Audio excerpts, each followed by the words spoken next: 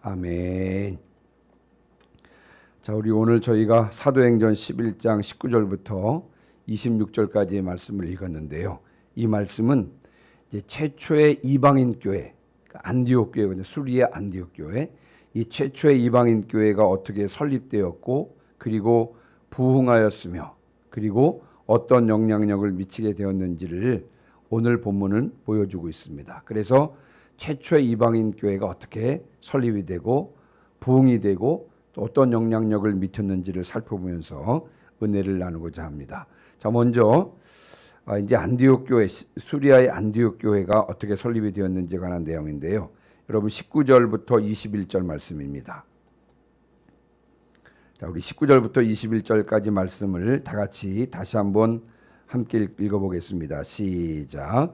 그때 스데반의 일로 일어난 환란으로 말미암아 흩어진 자들이 베니게와 구브로와 안디옥까지 이르러 유대인에게만 말씀을 전하는데, 그 중에 구브로와 구레네 몇 사람이 안디옥에 이르러 헬라인에게도 말하여 주 예수를 전파하니 주의 손이 그들과 함께 하심에 수많은 사람들이 믿고 주께 돌아오더라. 아멘. 예, 여러분 그때 여기서 말하는 그때는 뭐냐면요, 우리가 이제 앞부분에 고넬료 회심 사건을 다루었잖아요. 이제 고넬료 회심 사건이 일어나서 그 예루살렘 교회에서도 하나님께서 이방인에게도 생명의 회개를 주시는구나라고 하는 이방인의 구원에 대해서 인정하는 일이 벌어지고 있는 그때, 이제 다른 한편으로는요, 이방 지역에서 이방인에게도 복음이 전해지는 그와 같은 역사들이 일어나고 있었다는 것입니다. 자, 그러면서 이제 스데반의 일로 일어난 환란으로 말미암아 흩어진 자들이 베니게와 구브로와 안디옥까지 이르렀다 그랬는데, 여러분 한번 8장을 한번 복습해 볼 겸 8장을 살펴보겠습니다. 8장 1절부터 3절입니다. 8장 1절부터 4절.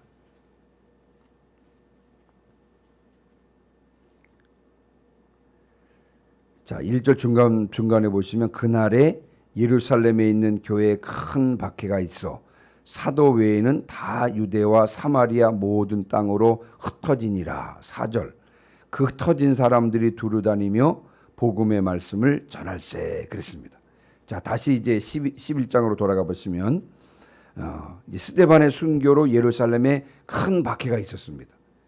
그래서 사도 외의 다른 모든 성도들이요 유대와 사마리아 땅으로 흩어졌는데, 여러분 우리가 9장에서 보았듯이 그 박해가 어디까지 이르렀냐면요, 다메섹까지 이르게 되었습니다. 그러다 보니까 예수님의 제자들이 더 먼 곳으로 흩어지게 되었고요. 그래서 어디까지 이르게 되었냐면요, 오늘 본문에 보면요, 베니게와 구브로와 안디옥까지 이르게 되었다 그랬습니다. 여기서 말하는 베니게는요, 페니키아를 말하는데 주요 도시가 두로와 시돈입니다. 지금의 레바논 지역이고요. 그리고 구브로는 이미 말씀을 드렸습니다만, 여러분 그 지금으로 말하면 터키 앞에 있는 섬인데, 이 바나바의 고향이 구브로였습니다. 사이프러스라기도 하고요. 그리고 또 안디옥, 여기서 말하는 안디옥은 수리아의 안디옥인데, 그 당시 그 1세기 당시 로마에서 제일 큰 도시를 꼽으라 그러면 로마를 꼽았고요. 그리고 알렉산드리아 꼽았고, 그리고 이 수리아 안디옥을 꼽았습니다. 그 당시 약 한 50만 명 정도가 여기 살고 있었다는 그런 이야기가 있습니다. 그래서 이제 박해의 손길이 예루살렘으로부터 점점점 이제 다메섹까지 이르게 되니까 예수님의 제자들이 더 먼 곳으로 흩어지게 되면서, 자, 그리고 나서 자, 여러분 한번 주의해서 보시면요, 19절 다시 한번 보시기 바랍니다. 19절 끝에 보시면 유대인에게만 말씀을 전하는데 그랬습니다. 유대인에게만 말씀을 전했다. 여러분 우리가 11장 1절부터 3절까지 살펴봤거든요. 여러분 11장 1절부터 3절 한번 보시기 바랍니다. 눈으로 한번 이렇게 보시면, 베드로가 고넬료 회심 사건을 경험하고 베드로가 예루살렘에 올라왔을 때 할례자들이 비난했다 그랬잖아요. 그렇죠? 그래서 아직까지 유대교에서 개종한 자들은 여전히 이방인에 대한 편견이 있었습니다. 우월의식을 가지고요, 이방인들에 대해서 낮게 보는 그 같은 고정관념, 이 편견이 여전히 있었는데, 지금까지의 복음 전파는, 그러니까 지금까지 이제 유대와 예루살렘을 벗어나서 유대와 사마리아를 또 벗어난 이 복음이요 전해졌을 때는 주로 이방 지역에 살고 있는 유대인들만을 대상으로 했다는 것을 우리가 오늘 본문을 통해서 알 수가 있는 것입니다. 여전히 이방인들에 대한 편견이 여전히 있었다는 것을 우리가 오늘 본문을 통해서 알 수가 있는 것입니다. 자, 그러던 중에 20절 보니까 그 중에서 구브로와 구레네 몇 사람. 자, 여기서 구브로, 사이프러스 말씀드렸죠. 구레네, 지금의 리비아를 말합니다. 그러니까 이 출신 사람들을 말하는 것이 아니고요. 구브로와 구레네에 살고 있던 디아스포라 유대인들 중에서 개종한 사람들이 지금 선교에 동참하게 되었습니다. 그리고 이들이 여러분 20절 다시 한번 보시면요. 20절 한번 보시면요. 헬라인에게도 말하여 주 예수를 전파했다 그랬습니다. 여기서 헬라인에게 말했다는 말은 무슨 말이냐면요. 이방인에게 전했다는 것입니다. 지금은 예루살렘을 벗어난 복음이요. 그리고 유대와 사마리아 지역과 그리고 그 바깥에 있는 지역으로도 복음이 전해졌습니다만 주로 그 흩어져 있는 유대인들, 흩어진 디아스포라 유대인들에게만 복음이 전해졌었는데, 자, 그런데 개종의 그 구브로와 구레네 사람, 즉 디아스포라 유대인 중에서 개종해서 선교 활동에 참여했던 사람들이 헬라인에게 말했다. 다시 말하면 이방인에게도 복음을 전한 것입니다. 이들이 전한 복음의 내용이 무엇이냐면요. 20절 끝에 보시면 다시 한번 보시면 주 예수를 전파하니 그랬습니다. 주 예수를 전파했다. 예수님이 주님이심을 전파했다는 것입니다. 이방인들에게 예수님이 주님이심을 전파했다. 다시 말하면 예수님께서 하나님의 아들이시고 예수님께서 그리스도, 다시 말하면 예수님께서 구원자라고 하는 사실을 누구에게요? 헬라인에게, 다시 말하면 이방인에게도 복음을 전했다는 것입니다. 지금까지는 흩어져 있는 유대인들에게 복음을 전하다가 이 디아스포라 유대인들 중에서 주님을 믿게 된 개종했던 사람들이 선교 활동에 참여하면서 흩어져 있던 유대인들에게만 전했던 복음이 누구에게? 헬라인에게, 다시 말하면 이방인에게 직접적으로 복음이 전해졌다는 것입니다. 이들이 복음을 전하면서 예수님이 누구시다? 예수님이 주님이시다. 예수님이 하나님의 아들이시고 예수님이 그리스도, 다시 말하면 예수님이 구원자라고 하는 사실을 이방인들에게도 전했다고 하는 것입니다. 그러니까 그 결과로 여러분 21절 보세요. 21절을 다시 한번 읽습니다. 시작. 주의 손이 그들과 함께 하심에 수많은 사람들이 믿고 주께 돌아오더라. 아멘. 그들이 예수님이 주님이심을 이방인에게도 선포했더니요. 하나님의 능력이 함께 하셨습니다. 하나님의 능력이 함께 하자 그 결과로 많은 이방인들이 예수님을 믿게 되었다는 것입니다. 여러분, 우리가 해야 될 일은 예수님을 증거하는 일인 줄 믿습니다. 우리가 예수님을 증거할 때, 여러분, 그때 마음을 열고 복음을 받아들이게 하시는 이는 성령이신 줄 믿습니다. 우리가 복음의 씨앗은 뿌리지만 그러나 거두게 하시는 이는 성령님이신 줄 믿습니다. 그래서 우리가 해야 될 일은 때를 얻든지 못 얻든지 복음의 씨앗을 뿌리는 일인 줄 믿습니다. 자, 우리 다시 한번 조금 그 앞부분의 내용을 좀 살펴보면요. 여러분, 스데반의 순교로 인해서 그 스데반 순교의 한번 결과를 한번 보시면요. 그 결과 어떻게 됐냐면요. 이방인에게도 복음이 전해지게 되었고, 그래서 최초의 이방인 교회가 생기게 된 것입니다. 자, 박해가 결국은 사도행전 1장 8절 있죠. 성령이 너에게 마시면 너희가 권능을 받고 예루살렘과 온 유대와 사마리아와 땅끝까지 이르러 복음이 전해진다 그랬는데, 결국 박해가 이 사도행전 1장 8절에 하나님의 뜻을 이룬 것을 보게 되었습니다. 결국은 하나님께서는 모든 것을 합력하여 선을 이루시는 분이신 줄 분명히 믿습니다. 그래서 여러분들, 우리들이 어려움을 당하든지 아픔을 당하든지 심지어는 여러분 박해를 당한다 할지라도 두려워하지 말아야 될 이유가 여기 있는 것입니다. 비록 지금 우리가 어려움을 당하고 비록 지금 우리가 아픔 가운데 있다 할지라도 결국 하나님께서는 모든 것을 합력해서 선을 이루시기 때문에 그렇습니다. 스데반의 박해로 말미암아서, 스데반의 순교로 인해서 일어난 박해로 말미암아 결국은요, 이방인에게도 복음이 전해졌고 최초의 이방인 교회 안디옥 교회가 생기게 된 것입니다. 모든 것을 합력해서 선을 이루시는 하나님을 믿으시기를, 전적으로 신뢰하시기를 주님의 이름으로 축원합니다. 자, 그다음에요. 22절부터 24절 한번 우리 같이 한번 읽겠습니다. 안디옥 교회에 이제 부흥이 어떻게 일어났는지에 대해서 살펴볼 텐데요. 자, 22절부터 24절도 다시 한번 같이 읽겠습니다. 시작. 예루살렘 교회가 이 사람들의 소문을 듣고 바나바를 안디옥까지 보내니 그가 이르러 하나님의 은혜를 보고 기뻐하여 모든 사람에게 굳건한 마음으로 주와 함께 머물러 있으라 고나니 바나바는 착한 사람이요 성령과 믿음이 충만한 사람이라. 이에 큰 무리가 주께 더하여 지더라. 아멘. 여러분, 이방인들도 주님께로 돌아왔다는 소식을 이 예루살렘 교회가 듣습니다. 근데 여러분, 예루살렘 교회는 이미 고넬료 회심 사건을 통해서 하나님께서 이방인에게도 생명 얻는 회개를 주셨다는 사실을 알고 이미 인정하고 있는 그런 상태였습니다. 그렇죠. 그래서 이 이방인들도 복음을 듣고 돌아왔다는 소식을 듣자마자 즉시로 사람을 보내는데 누구를 파송했냐면요. 여러분, 바나바를 파송했습니다. 누구를 파송했다고요? 바나바를 파송했습니다. 여러분, 왜 바나바를 파송했을까요? 우리가 이미 이제 바나바에 대해서 살펴보았는데, 여러분, 바나바는 초대교회에서 인정받던 사람입니다.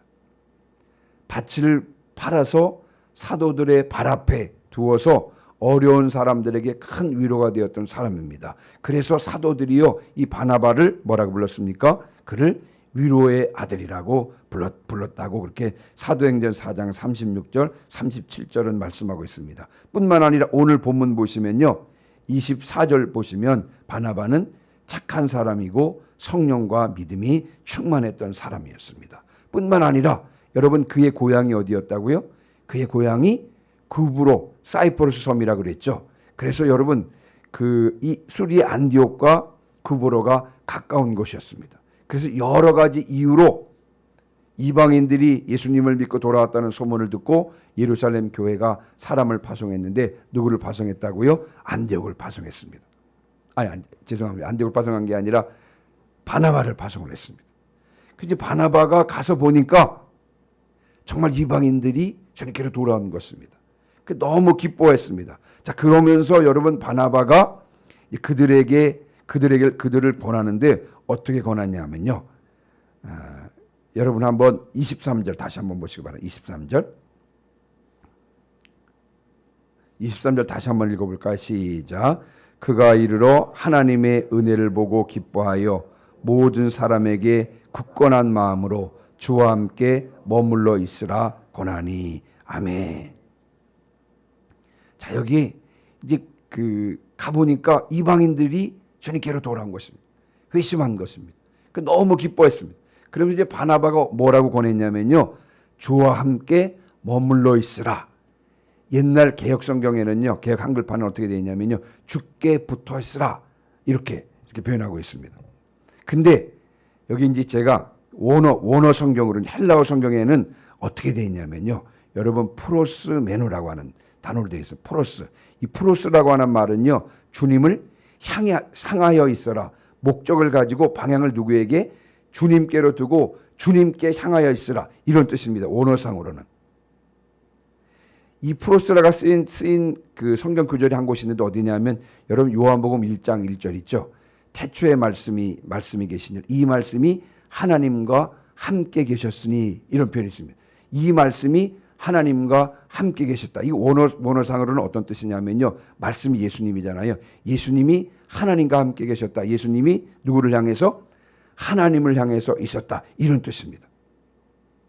하나님의 뜻이 최대한 이루어지도록 하기 위해서 하나님께서 어떤 생각을 가지시고 어떻게 하면 하나님을 기쁘시게 할지, 하나님의 뜻이 무엇인지를 알기 위해서 하나님을 향해서 이렇게 딱 서 있다는 그런 뜻인 것입니다.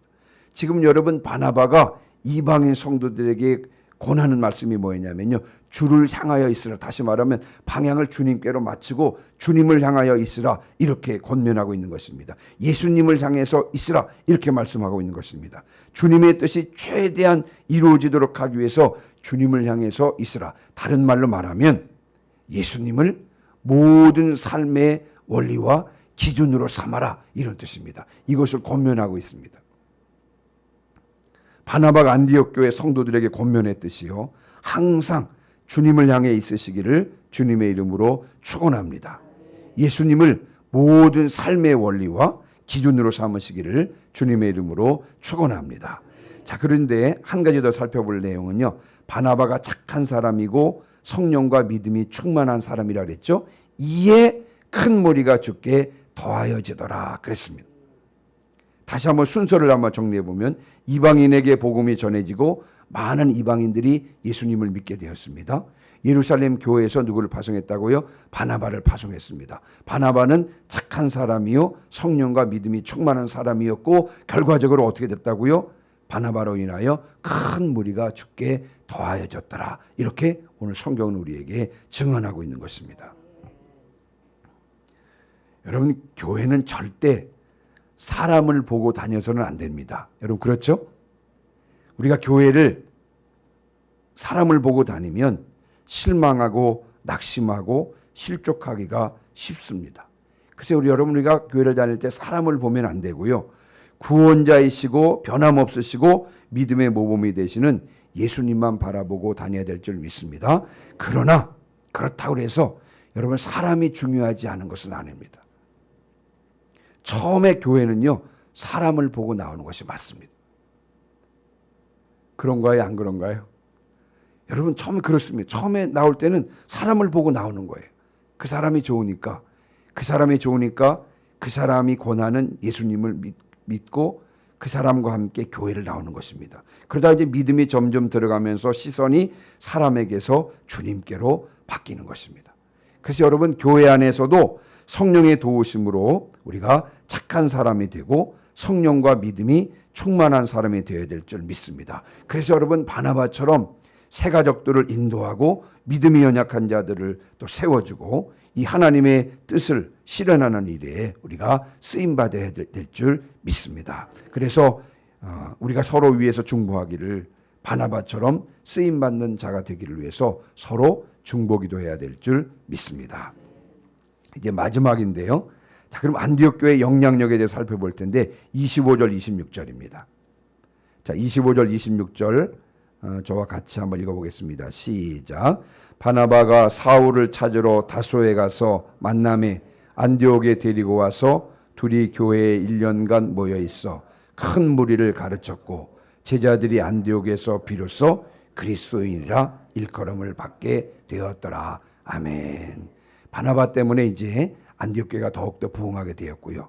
이제는 바나바 혼자서 감당하기에는 너무 어려웠습니다. 그래서 동역자가 필요했는데, 여러분, 그때 바나바가 누구를 떠올렸냐면요, 사울을 떠올렸습니다. 그래서 사울을 찾으러 그의 고향인 길리기아 다소로 갔어요. 길리기아 다소에서 사울을 불러옵니다. 여러분, 이 사울 이야기 하죠. 9장에서 이제 사울이 회심을 하잖아요. 그런데 9장 30절에서 사라졌던 이 사울이 드디어 다시 등장하게 되는 것입니다. 우리가 9장에서 이미 사울이 회심한 이야기를 살펴보았습니다만, 사울이 회심한 후에 예루살렘으로 올라왔는데, 여러분, 이 사람이 사울이 믿는 사람들을 박해하고 죽이려고 했던 사람이 아니겠습니까? 그렇죠? 그랬던 사람이고, 거기다 또 누가 더 충격을 받았냐면요, 유대인들이 충격을 받은 것입니다. 예수 믿는 자를 박해하던 자가 갑자기 예수가 하나님의 아들이고 그리스도라고 증거하니까, 여러분, 유대인들이 사울을 죽이려고 해서 결국은 이제 사울이 고향으로 내려가서 그곳에서 10년 동안 머물러 있었던 것입니다. 그런데 이 바나바가 결국 길리기아 다소, 이 사울의 고향으로 가서 사울을 데리고 와서요, 안디옥에서 1년 동안 동역을 하게 됩니다. 회심한 사울이 예루살렘에 올라왔을 때, 그때 믿는 사람들이 이 사울에 대해서 의심하고 그랬을 때 여러분 사울을 사도들에게 데리고 가서 소개해 준 사람이 누구였습니까? 바로 바나바였습니다.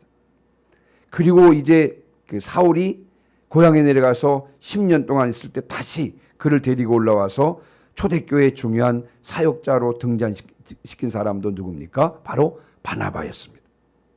여러분 바나바가 없었으면 사도 바울이 존재하지 않았다고 해도 과언이 아닐 것입니다.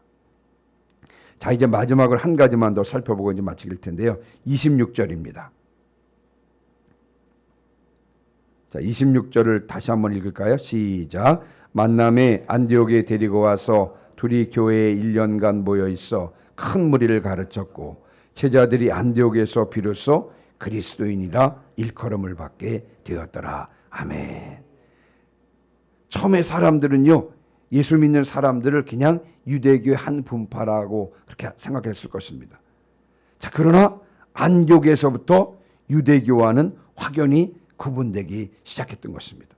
그래서 여러분 예수 믿는 사람들을 믿지 않는 사람들이 뭐라고 불렀다고요? 그리스도인이라. 다시 말하면 그리스도에게 속한 자다, 그리스도에게 붙어 있는 자다, 예수 그리스도를 삶의 원리와 기준으로 삼은 자다. 이런 의미로 그리스도인이라고 불렀습니다. 여러분 그리스도인이라고 하는 말은 스스로가 부른 것이 아니고요. 믿지 않는 사람들이 그리스도인이라고 불렀다는 사실을 우리가 기억할 필요가 있습니다. 믿지 않는 사람들이요, 그 예수 믿는 사람들을 보니까 말할 때도 행동할 때도 항상 기준이 예수님이었습니다. 예수님처럼 말하려고 했고요. 예수님처럼 행동하려고 했습니다. 예수님이 아니면 말이 되지 않는 사람들이었습니다. 예수님이 삶의 원리였고 삶의 기준으로 삼았던 사람입니다. 그래서 예수 믿는 사람들은 뭐라고요? 그리스도에게 속한 자다, 그리스도에게 붙어 있는 자다라고 하는, 그래서 그리스도를 따르는 자다라고 그래서 그리스도인이라고 부르게 되었습니다. 믿지 않는 사람들이 부른 것입니다. 믿지 않는 사람들이 바라보니까 저 사람들은 예수 아니면 말이 안 되는 사람입니다. 모든 기준이 다 예수예요. 예수가 삶의 원리고 예수가 삶의 기준인 사람들이었던 것입니다. 예수 아니고는 말이 안 되는 사람이었습니다. 말을 해도 예수를 말하게 되고요. 항상 기준이 예수인 사람들. 그래서 그리스도인이라 그렇게 칭했던 것입니다. 오늘 이제 말씀을 마무리하고 마치면서 여러분, 우리 또한 진정한 그리스도인이 되어야 될 줄 믿습니다. 예, 최초의 이방인 교회인 수리아 안디옥 교회 성도들이요, 바나바의 가르침을 받고 항상 방향을 예수 그리스도에게 두고 예수가 아니면 안 되는 그런 예수 그리스도 그 중심의 삶을 살았을 때 믿지 않는 사람들이 그들을 그리스도인이라고 불러줬던 것 마찬가지로 우리 또한 진정한 그리스도인이 되어야 될 줄 믿습니다. 예수님을 삶의 중심으로 삼고 나가는 성도들 되시기를 주님의 이름으로 축원합니다. 모든 삶의 원리와 기준을 예수님으로 삼고 나가시는 저와 여러분 되시기를 주님의 이름으로 축원합니다. 아멘. 93장 다 같이 찬송하시고 오늘 들은 말씀을 기억하면서